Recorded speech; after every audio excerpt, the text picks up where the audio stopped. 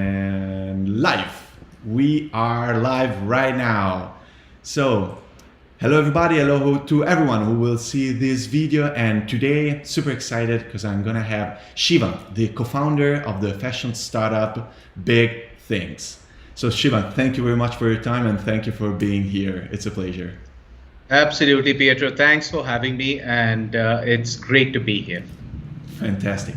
Usually I start asking the people and my guests to pitch their idea in few seconds. But with you, I would like to do something different because a few days ago, there was a huge event. There was something happened that was very important to your company. And I'm talking about the virtual fashion show for fashion innovation. So it was the first time that a fashion show actually took place, everything virtual, thanks to your technology, thanks to your company. So what that mean to you? I would like to start with this.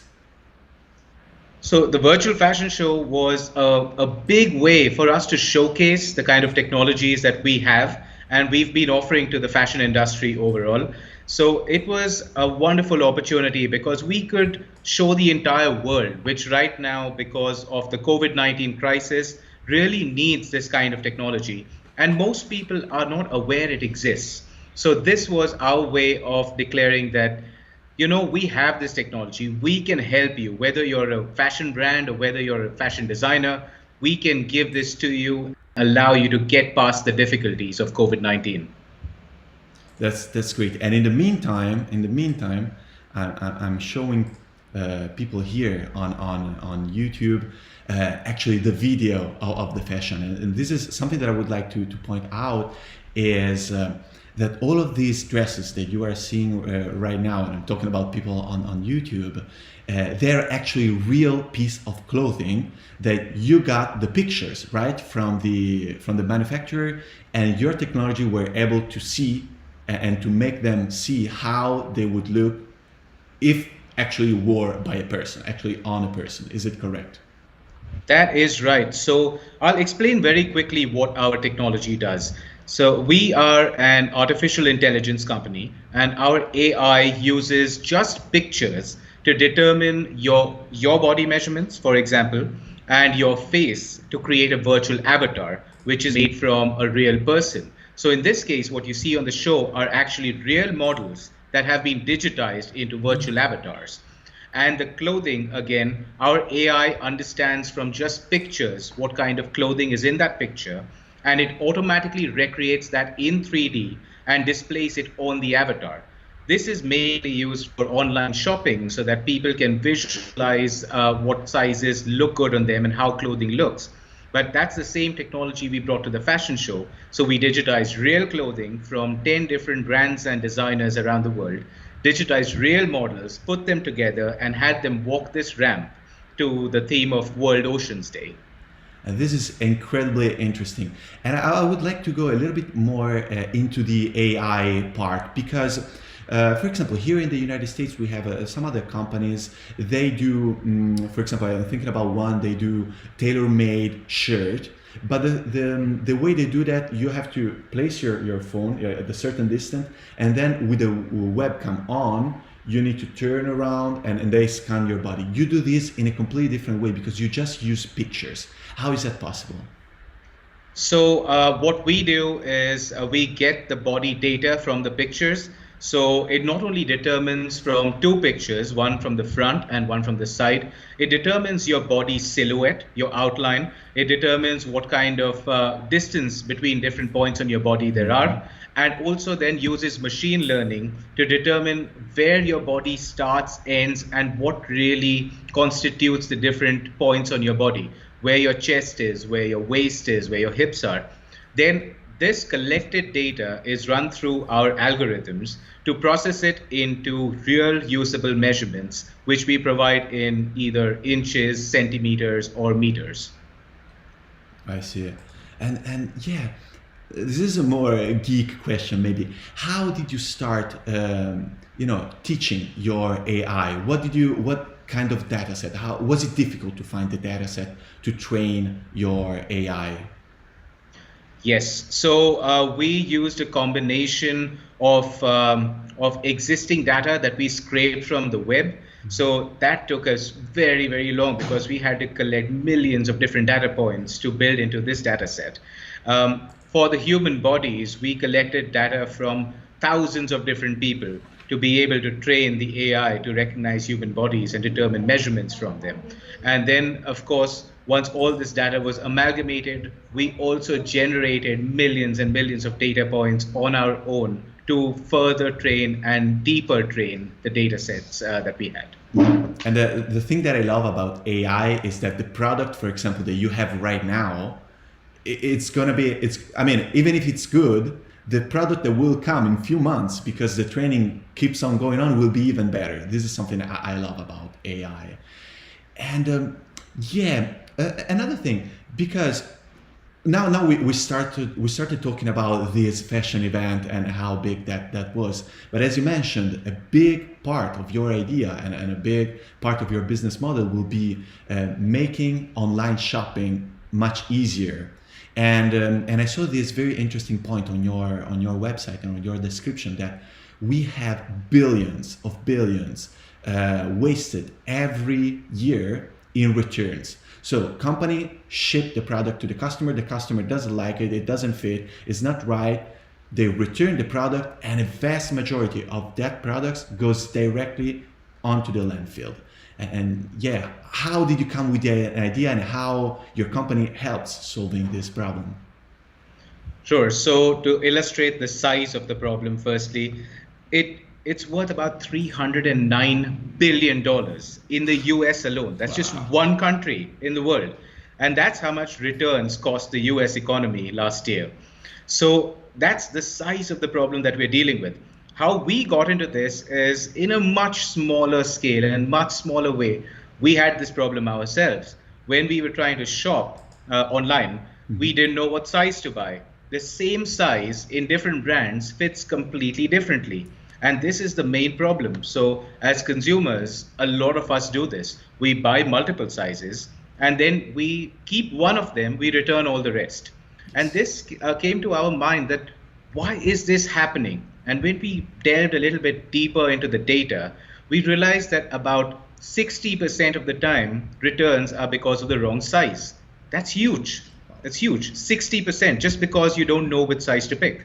And the second, which is visualization. So for more detailed products that people want to understand how they look, how they fit, how they drape on their own bodies, about 30% of returns were because it didn't look or fit or drape the way that they had imagined. So about, if you take these together, that's about 90% of the reason that people return clothing. And we thought this is unbelievable and nobody's really working on this. Of course, at that point of time, we didn't know, but just there were so many companies working on this exact same problem because it's a huge, gigantic problem. But that's when we started developing this technology. This was in 2017. And we realized very early on that if we were to do this and better what the entire industry was doing, we needed an edge. We needed to be better, faster, and be able to give better quality overall.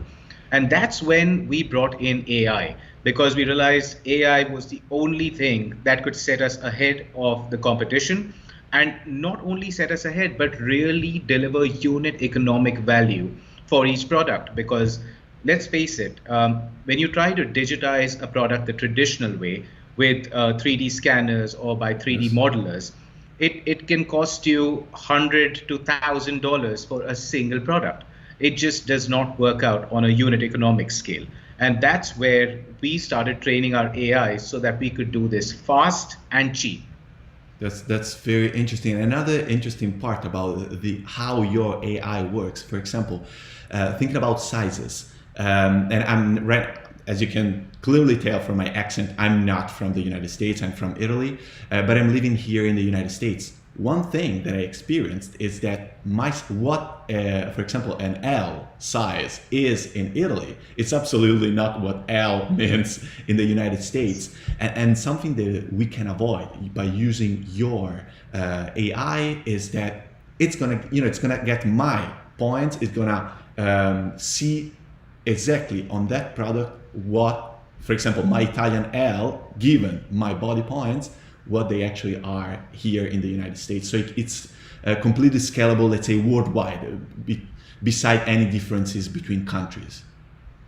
Exactly. So that's what, since we get your precise body measurements, it doesn't matter where in the world you're shopping. If we know your measurements and we know the measurements of the clothing that you're trying to buy, we can tell you exactly what size you'll need and how well that size will fit you. So you might be buying an L in, say, for example, Levi's, and then you're trying to buy an L in Ralph Lauren, and you do this in Italy and the US. We'll tell you which one is going to fit you better in Italy, which one will fit you better in the US. And actually, the two fits might be different. So you might get different, better fitting products out just in this comparison of two brands. No, it's super interesting.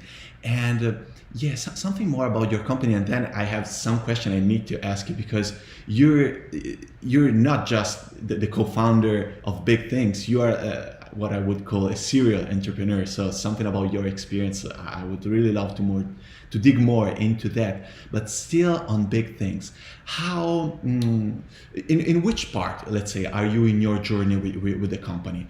Are you already in the market right now? Do you already have a clear defined business model? At what point in the process are you right now? So while virtual fashion shows are something very new to us and we've gotten into only in the past 2 months, we are already in the market with the two products that we have, which are Life Size and Life Like. Life Size is the body scanning software, which allows you to determine your body measurements and find out your size in any brand. And Life Like is the virtual avatars and digital clothing product, which allows you the visualization part of it. We are live in the market with a few customers already. Our products were launched in October last year. And before the COVID-19 crisis began, we had signed up a few retailers. At this point, over the past 3 months, the fashion industry has seen a sea change. Everyone needs to go digital. Everyone is asking for this kind of technology. And now we are in the process of onboarding over 30 different customers, and we're running pilots with them all over the world, actually. So yes, the business model is well defined at this point, and we are also looking at bringing in some minor tweaks over the next year to make it even more robust. And something interesting, because and for people who are starting their idea with startup, we are usually brought to think about any product as B2C, so business to customer. But some of the most successful startup, they are actually offering services which are B2B, business to business. And this is kind of something that you're doing right now. So your target clients are not the end users, but are the big retailers or fashion company to make them save money on returns, isn't it? Yes, that's right. So I think we all get into this, the thinking that we will make a B2C product and it'll boom, it'll go big like Facebook and Instagram and Snapchat. But the reality is a tiny percentage of B2C companies actually become really successful, because it takes a lot of factors that actually go into it to be able to develop that sort of user base. In B2B, the traditional mindset that it's a little bit easier. It's not actually easier, but you're dealing with different problems. So when you're doing a B2B business, you're working on bringing on one customer at a time. You're not trying to target hundreds of thousands of people. You are focused on bringing one customer on, and your business model and your offering is completely tailored to that one customer. And this is why we chose to go with the B2B model, because again, the end user shouldn't have to pay for the kind of products that we are offering, because the person or the entity that's losing money in this are the brands, the fashion brands, the retailers. If they can cut their costs on returns and on damaged products, then they should be the ones to pay a tiny fraction of that to help them bring down a large amount of costs. And for the moment, your business model, it's more you pay for the solution one time, or it's more like a subscription model for the businesses? It's a subscription model. So the businesses decide what plan they want and how many body scans or avatars they need. And thereafter, they just pay a recurring fee where this data is constantly provided to them and upgrades and so on are made available to them as they're developed. That's interesting. Guide me a little bit more on my experience as a user who is shopping to one of your customers. So I go to, let's say, the company X website, I see a t-shirt that I like, and then what happened?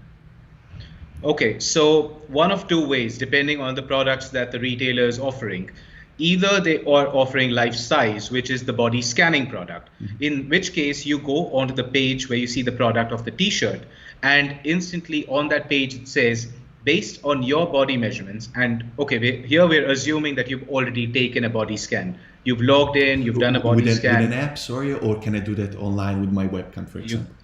with your webcam you can do it. We don't recommend doing it with your laptop because the screen orientation makes a big difference. So if your screen is faced backwards or forwards, it can skew the picture. So what we recommend doing is just on the mobile website of the brand, you go in, you take these two pictures, and the data is saved to your account. And after that, when you go onto the product page, it will say where you choose your size, it will say, for you, we recommend a size large. It will give you a 95% fit on the shoulders, a 90% fit on the chest, and maybe a 95% fit on the waist. And this sort of data is made publicly available to you and to all the other customers so that they know exactly what size to pick. The second option, which is the premium product, which allows you to visualize the t-shirt. Now you have taken your body scan, but when setting it up, you take one additional picture, just a selfie of your face with your mobile browser or an app if the brand has integrated into their own app and you're browsing on that. Now, this creates your virtual avatar, and we already have the digital clothing that has been created of this t-shirt.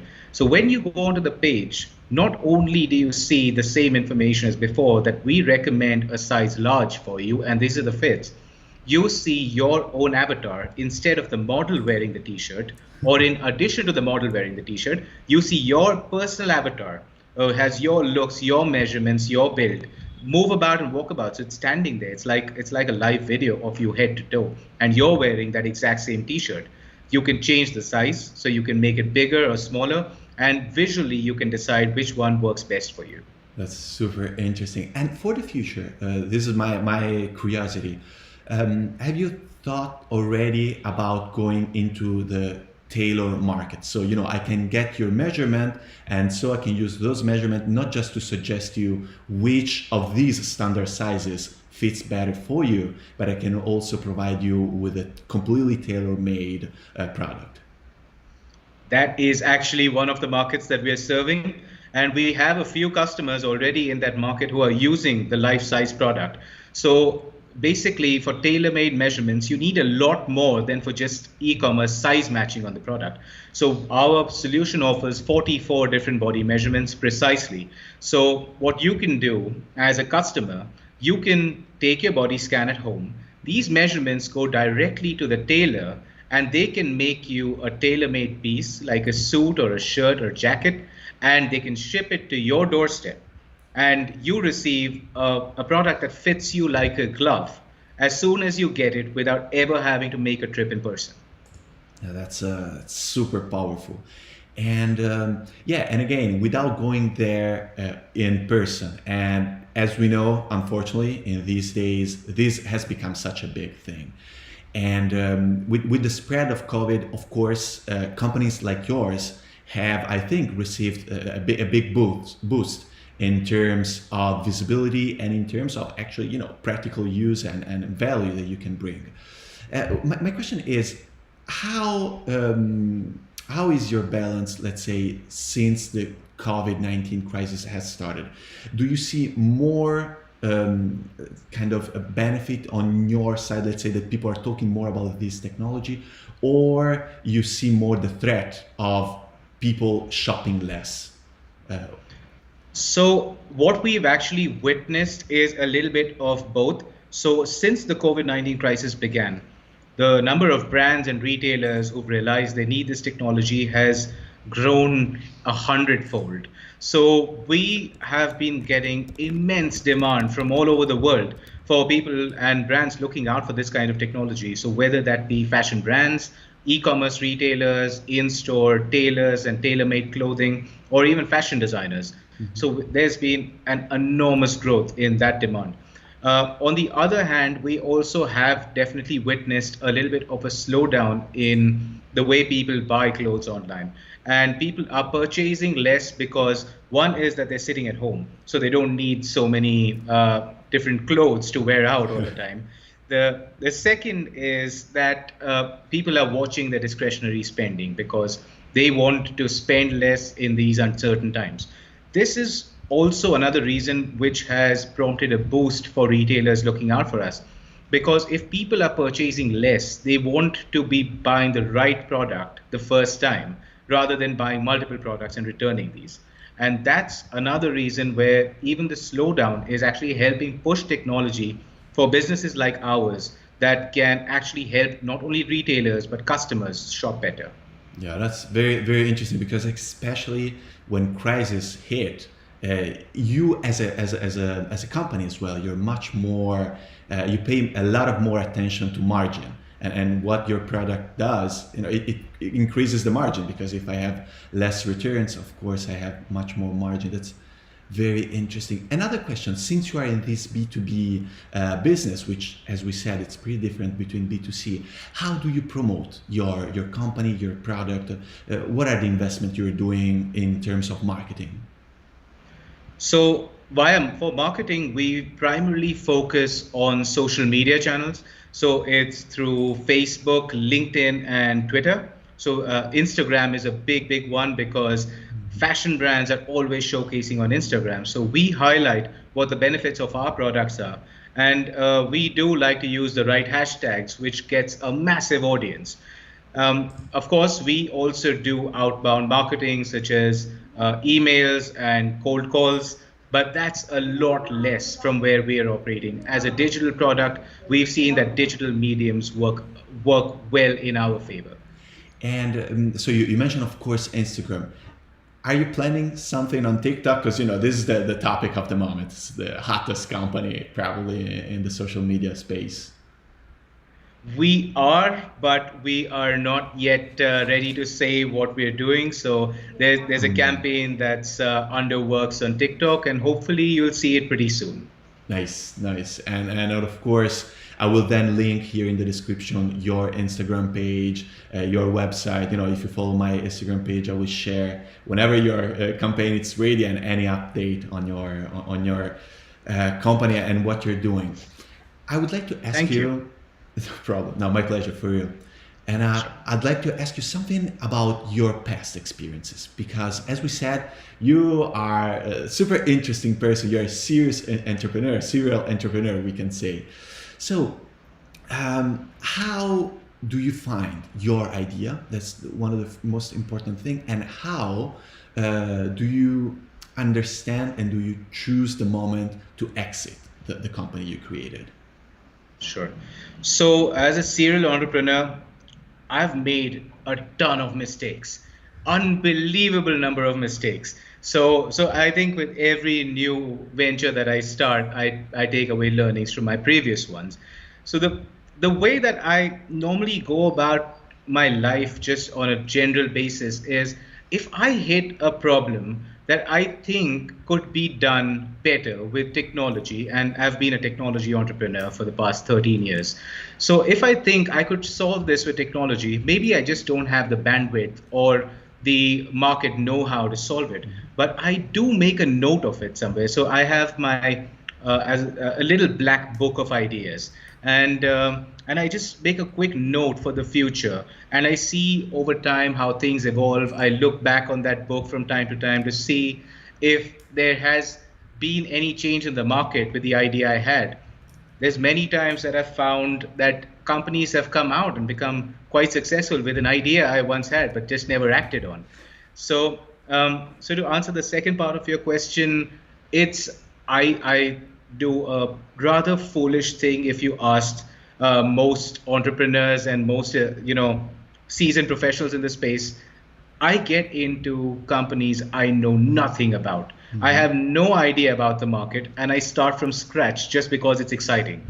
And I figure out what the problem in that market is. I evaluate whether the market has enough of an opportunity, and then I commit to going into that market. Now, there have been successes with this. So I have one company which is up and running successfully, and that's in drones. So the market has not yet peaked on that, so it's a good place to be. I of course am not yet. I'm no longer involved in the day-to-day operations. I simply am a non-acting director, but I definitely like what's happening with that company and the management it's under. The second one I started was in the healthcare marketing space, and that was absolutely ripe at the time. That was in the US, and it was based in Cleveland and later in Chicago. And we sold that company because it was the right time to exit. There were good offers from competitors, and there was a lot of competition emerging in that market. So that for us, it was a decision on whether we wanted to be another competitor in a market with hundreds of different players, or we wanted to exit at a time that was right for us before all this other competition popped. And so you could move on to the next venture. Yes. So basically, there's a lot of decision making that goes into whether to exit or not. It's not just as simple as saying, "Hey, I woke up in bed this morning and I don't want to do this anymore, so we'll sell it." It's a thousand times more complicated than that, but all the factors were right to sell at that point. So that's what we did, and we took that decision. Me and the people who had funded the company, the investors, and so on. Then actually the third company I could not raise funding for and had to shut that down because that was in influencer marketing. And influencer marketing is huge today, but we were trying to do this in 2014. It was about 5 years too early. Even though we got amazing initial traction, investors were scared that we were trying to compete with social media giants because they didn't understand what influencers were and what influencer marketing was all about back then. So there's been learnings as well in that I was too early on that idea. And I think I have made a little bit of that mistake again with Big Thinx, where we were early to the table, but the COVID-19 situation has played out in our favor. So we find ourselves being at the right place at the right time right now. Yeah, no, definitely. And as we have seen this trend, for example, with remote working, and I'm talking, for example, about the Italian experience as well, where a lot of discussion on how to utilize better any virtual tool that we have, I think has been speed up by COVID by at least 5 years, at least. At least. Yeah. Yes. And yeah, how do you pass from one company, from one venture to another? Do you end one paragraph, one chapter of your life, one company, and you take time, take a vacation, then start over? Do you start in parallel, multiple ideas? How is the way you do that, let's say? So the way I have done it so far and the way I like doing it is when I know I'm on the way to an exit, I dig up that little black book that I spoke about and I start evaluating and start using some of my time to do market research on that. So as soon as I find something that I like and I can see some sort of validation in the market, so basically building a very, very basic non-working POC, as you call it. It's not really a POC, but it looks like a POC. And I test that out with a random group of people. And if I see that there's enough validation around that idea, I hit the ground running. So as soon as I'm done with the first one and I finally close the doors on it, the next one is already started. It's already there. Okay, I see that. And yeah, so I guess that in your experience, not just with Big Thinx, but also with your other companies, you have experience in fundraising, don't you? And I have gone. Yes. so how is it? How do you find investors? And maybe if you have some example from your company, from Big Thinx, or even from the past, how do you choose them? How do you find them? Is it easier now because some of them maybe already know you from your previous companies? And how did everything started? Sure. So, from an investment perspective, it's been absolutely different with every single company I've had. So, the first one was drones. Over there, you were seeking investment from governments. You were seeking them from militaries. It was too early, I think, at that point of time for VCs to be seriously investing in the drone market. So what we ended up doing is we raised money from industrial investors. So people who understood industry, manufacturing, and saw the potential for their own industries. Now, these are investors that are more strategic in their approach because they open a lot of doors for you. They see the value of the product that you're building not only to their own industries, but also to others in the bigger space of things. For other kinds of investors, generally, what I found is you need to look at the investors who've invested in your own space before. Now, now there are investors that take a complete chance on a new area and a new industry, but most don't. So from a time perspective and how much time and effort you can dedicate to this, you're way better off spending your time going to the investors who know this space. They know the challenges. They know if you are building a product that's better than the competition because many times they've invested in the competition.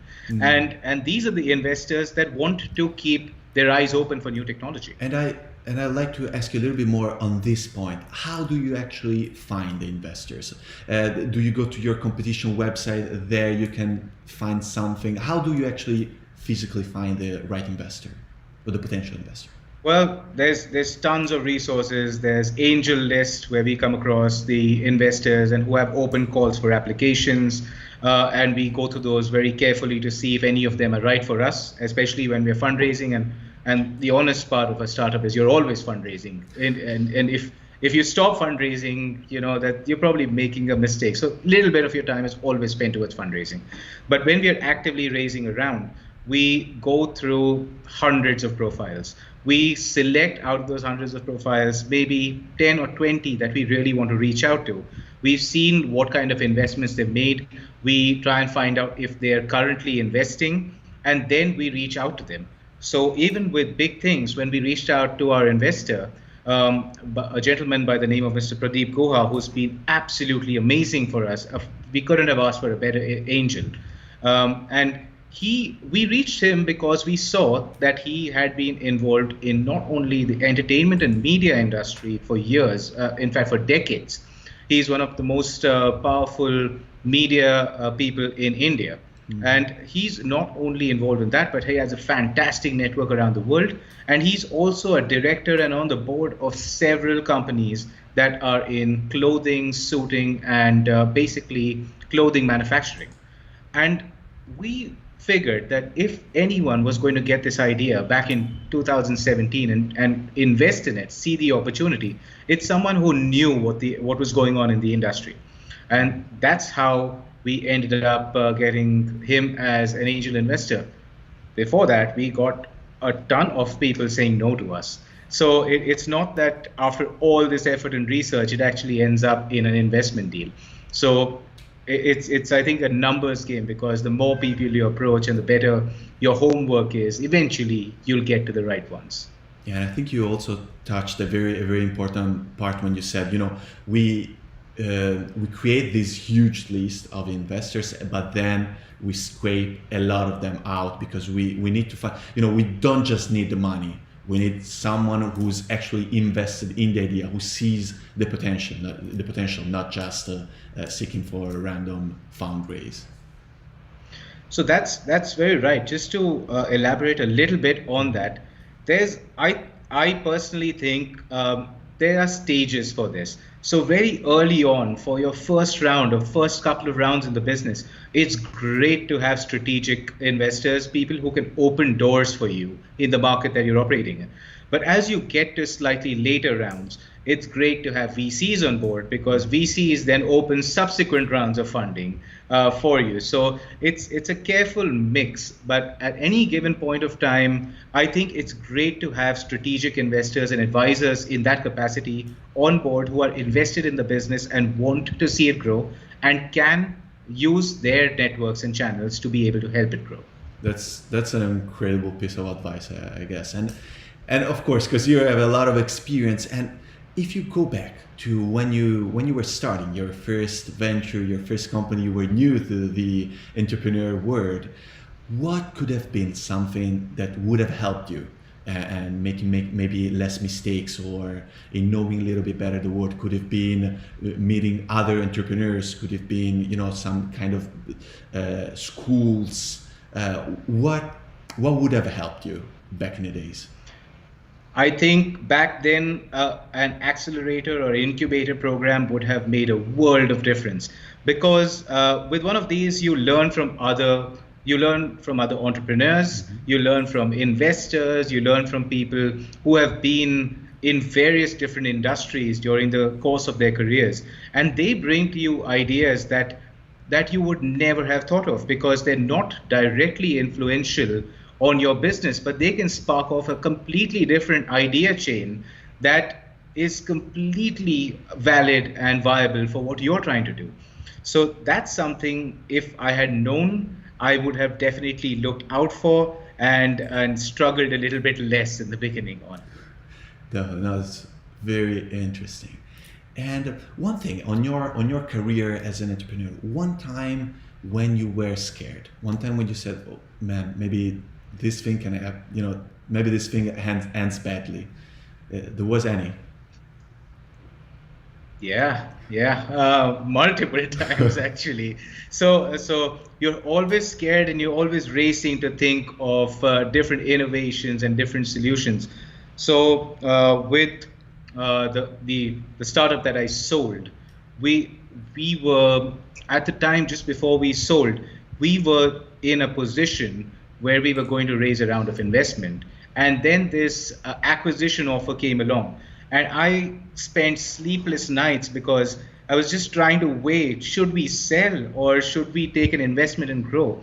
And the other big part of it was that the investment that was being offered to us was from a direct competitor of the company that was trying to buy us out.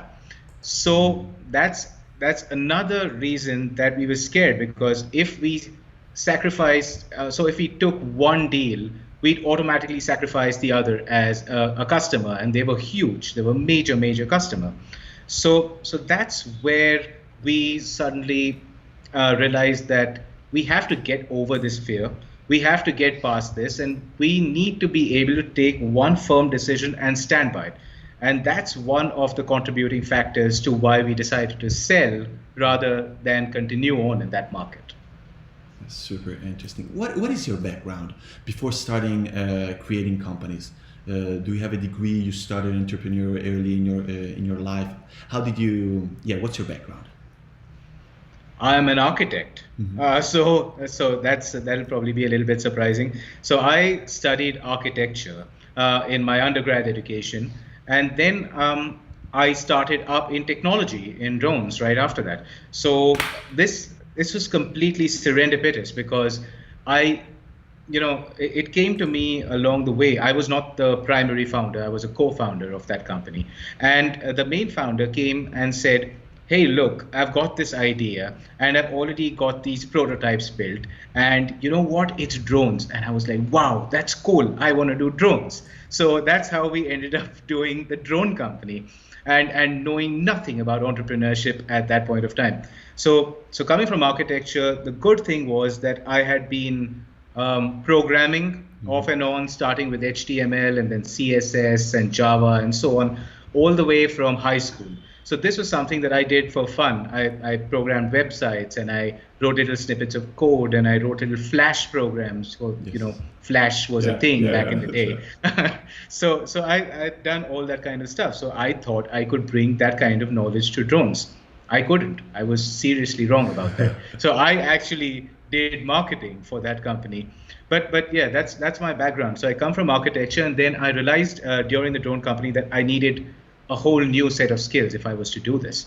And that's when I decided to do an MBA. And I applied to a few schools. I applied to only 3 schools, actually, which is very different from the usual 20 or 30 or more applications that people send out.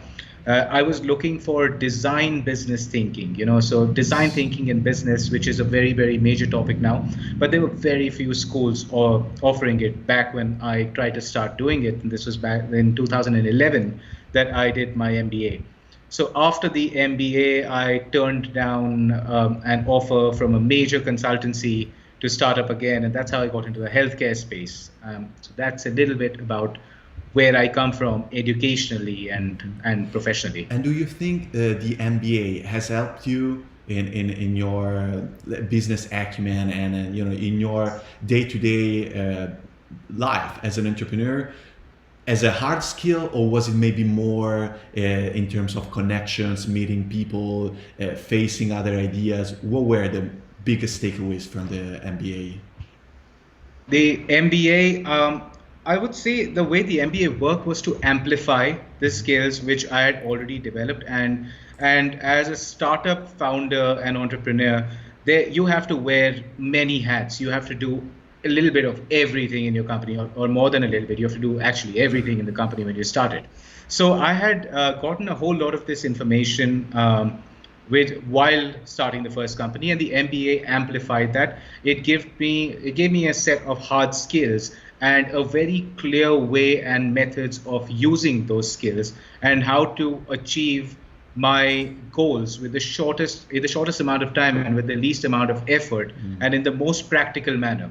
So that's a big one, but that's not something that you can't teach yourself. You go online these days onto Coursera and Udemy and so on, and you can practically teach yourself all the hard skills that you would learn in an MBA. The big value that I found in the MBA was the network. So the network, much more than anything, the people that you're in connection with, the alumni of the institution that you went to, and just the further industry outreach that you can get from this has been my biggest takeaway and support from the MBA. That's super interesting. Once again, the importance of the network, having the right network, talking to the right people. And I can see myself, for example, now starting this a series of interviews with many founders. It's so interesting, so fantastic, the story of each of you and the value that all of you can bring. So it's and once again, thank you for being here. And again, the importance of network. Absolutely, thank you. And yes, another thing that I'd like to ask you, because I've seen this mentioned that on Big Thinx, how to make fashion a little bit more inclusive, and especially with the problem of body shaming, and how does Big Thinx, let's say, help in this way, in this sector? Absolutely. Okay, so I'm glad you brought that up, because body shaming and being relegated to one corner if you're a plus size person. So these are big problems, and these are big psychological problems that affect people when they go shopping. In fact, I was having a conversation just the other day with a famous designer, very well-known designer, who's plus size herself, and she hates that when she goes into a shop, they don't even let her browse. The attendants just say, "Man, the plus size section is that way, so please go there." And it's one little corner of the shop that is dedicated to plus size clothing. So what Big Thinx is trying to do is inclusivity in all forms. So there's diversity, there is gender inclusivity, and there is size inclusivity. Now, when you set up your virtual avatars and you want to see products in yourself, you can try any products in the privacy of yourself without the fear of being ridiculed or mocked in public places, without being asked to go to a plus size section and not being able to freely browse whatever you would like to wear. So that's a big one. So no matter what your ethnicity, what your body shape is, what your gender is, what you're choosing, of what your gender is, because that choice is a big part Yeah. of whom we are and what is the world today. So we let people choose anything they want. They see it on themselves. They are the ones who decide if something looks right and fits right for them and the way they want to wear it. So this is where we are trying to bring inclusivity into the entire industry, where unfortunately, people who are a minority end up getting marginalized quite a lot. Yeah, and especially in many different areas, and we are witnessing a lot of things related to this problem, especially here in the United States, but all over the world, and it's cool. I think how a company that is in fashion, so nothing so related, let's say, to the strict problem that we're talking about right here in the United States, can actually do its part, and in making the world a little bit more inclusive. And another thing that I would like to ask you, if you, because I have a lot of contacts, and I'm about to deliver a webinar for a university, so a lot of contacts with people in their early career. If you have to hire someone for your company, what are the main characteristics, the things that you like the most, something that you would like to see in the prospective candidate? I like the idea of honesty and loyalty, because if someone has the passion and drive to grow with the company and build it along with their own careers, rather than just gaining a little bit of experience and jumping ship and going to work for a competitor, that's really what I look for. People who would want to grow, who are excited by the concept, who want to take this further and develop new things, and in fact create new industries and industry changing solutions. That's what I look for, because of course hard skills are a part and a prerequisite, but hard skills can be learned and refined on the job. So we don't necessarily look for somebody who has the absolute perfect skill set. We rather look for the right mindset and the right capability to grow, and then we train them for what they're lacking in. And this is an extremely interesting point. How can someone, let's say, prove you that he or she actually has this characteristic? Like during the interview, Now, maybe before the interview, like even to be considered. What is the extra mile that this person can do to actually show you that he or she believes in your company, what you're doing? so a big one is openness and honesty. We value directness. So in fact, we value directness much more than diplomacy. So if somebody comes out straight and tells us, "Hey, you're doing this wrong, and I can help you do this better," that's the kind of thing we like. As has been very famously quoted by Steve Jobs, you don't we also don't hire people because we should tell them what to do. We hire people who can tell us what to do. So that's a big part of it. And the second is just basic honesty and decency that comes out of a person. So we try and determine how honest the person's answers are. We're not always right with this. We've made bad hires ourselves, and there's no foolproof way of doing this. But one thing that I like to do, and is completely non-scientific, is go with my gut instinct. And my co-founder and I, we both do this. So we both take individual interviews, and we like to meet the person up front, face to face, because we've seen many a time they sound fantastic on the phone or on the web, and then you meet them and they're squirming and their body language is just not right. And eventually, almost all of the time, we get to something that they're trying to hide, or something that they're misrepresenting about themselves. So that I think the gut feeling, which is just an overall read, is something we guys value very highly when we're hiring. It's very, very interesting. And yeah, what does success mean to you? Success to me means having the opportunity and the freedom to do what you want to do without being questioned about it. Freedom. Yeah. Yes. So So a startup to me is freedom because that's exactly what I want to do. That's exactly what I want to be doing. I know it's frustrating sometimes. It's frustrating a lot of the time. You want to tear your hair out by the roots. Uh, but yeah, I wouldn't have it any other way. And success just being to me means that I'm already successful. It doesn't matter if I've made loads of money or I've got loads of power or fame. That doesn't matter. Success is I'm doing what I really, really want to do, and that's all it is for me.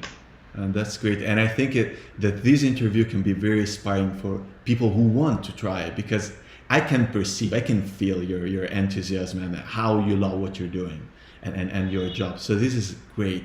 And yeah, before ending, what is the suggestion that you would give to someone who's on the edge, who doesn't know, okay, what should I do? Should I still keep my 9 to 5 job, or should I try this idea? What is the, what would you tell this person? Right now, in the current state of things, I'd say if you have a 9 to 5 job and you're lucky to have one in the current state of things, don't give up your 9 to 5 job. But 9 to 5 is only 8 hours. Exactly. You've got 16 other hours in your day. If you take 2 or 3 of those hours to try out a new idea, you never know. You might hit pay dirt. It might be something that is absolutely amazing, and it doesn't take all that much more effort from you. So yeah, if you have a 9 to 5 job, please do keep it, but use some of that other time, to build on your idea. Yeah, I think you touch a very interesting point, because many people I meet who has an idea, they say, I have this idea, but it takes too much time. I have this idea, but I don't have the time. But what you're saying, it's very interesting. Sometimes it's not important, especially at the beginning, when you start validating your idea. It's not that important to dedicate 24 hours a day to the idea. You can validate something even while carry on decently your 9 to 5 job. Exactly. A little tip for people who are trying to get into entrepreneurship and want to validate your idea. This is something that I've used in practice over and over again. Learn maybe a little bit of video editing, learn some PowerPoint, and learn a couple of softwares, mock up a product, showcase what it can do, and then go try and sell it to a customer. Tell them that you have this product. Are they willing to put money on the table for it? There exists no such product. You've never made anything. It's just a little demo video. But if they are willing to pay money for it, and you can find at least a few of them that are willing to pay some money for that product, you've got a business that could work. You know that the market is, and you can validate. That's amazing piece of advice. Thank you. And yeah, to conclude, and Shivan, thank you very much for your time. The thing that I would like to ask you last is, what are the next steps, the next big things for Big Thinx? So, apologies, I just got a bell. But yes, the next steps for Big Thinx are obviously being able to expand into several global markets and take our technology out there. We are continuously evolving the technology so we get better and better results on top of it. And basically at the end of it, we will be launching a couple of new products this year, but more word on that only after the launch. We're keeping completely quiet and mum until that happens. Perfect. So please keep us posted. I will keep all of our followers posted as well. And Shivan, thank you very much again for your time. It has been a perfect interview. I really enjoyed spending time with you. And big up for the next things on Big Thinx. Thank you, and thanks so much for your time, Pietro. You've asked some amazing questions, and it was really nice talking to you. So looking forward to staying in touch and talking again soon, hopefully. Absolutely. Bye, Shivan. Thank you very much. Bye, take care. Bye.